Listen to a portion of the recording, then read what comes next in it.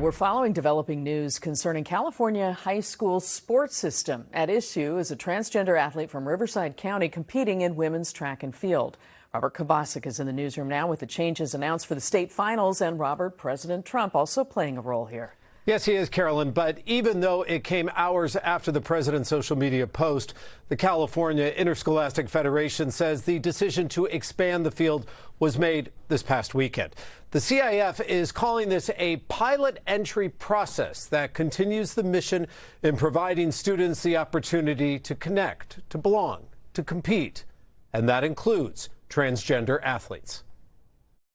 A recent first-place finish by trans athlete A.B. Hernandez now qualifies the 16-year-old from Jurupa Valley for the state track and field championship, telling Capital and Maine, "Now you have no proof that I can't be beat." Some were not happy. Fox News talking to a young woman who lost to A.B. All these athletes work really hard, and I'm sure A.B. works hard too, but there are just certain genetic advantages that biological males have that biological girls don't. The president's apparently not happy about it either, threatening to withhold large-scale federal funding from California if the state keeps ignoring his executive order banning transgender athletes from participating in women's sport.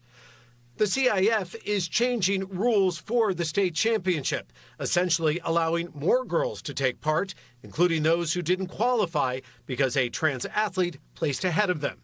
Reaction tonight in Sacramento includes confusion and frustration. Here's LGBTQ state senator, Democrat Scott Weiner. I don't fully understand what they're doing, and that's why, before I comment, I want to learn more. I appreciate that at least they acknowledge that trans people should be allowed to play sports. Republican Assembly member from Rancho Santa Margarita, Kate Sanchez, proposed earlier this year no longer allowing trans athletes in girls' high school sports. How every day that goes by, no one is protecting our girls. As an athlete, I couldn't even imagine this kind of situation happening to me when I played sports. This is unexcusable, and we need to have something done. Governor Newsom needs to pick a side and do something, do the right thing. Governor Newsom on his podcast had angered trans activists by agreeing that trans athletes competing against girls was, quote, fundamentally unfair.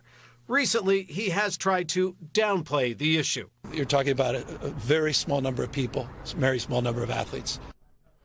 Tonight, Governor Newsom is calling the CIF's new pilot process a reasonable and respectful way to navigate a complex issue. Meantime, a joint statement by LGBTQ plus advocates urging the CIF to uphold California's commitment to inclusion, saying in part, transgender athletes are not ruining sports. Fairness and inclusion are not mutually exclusive.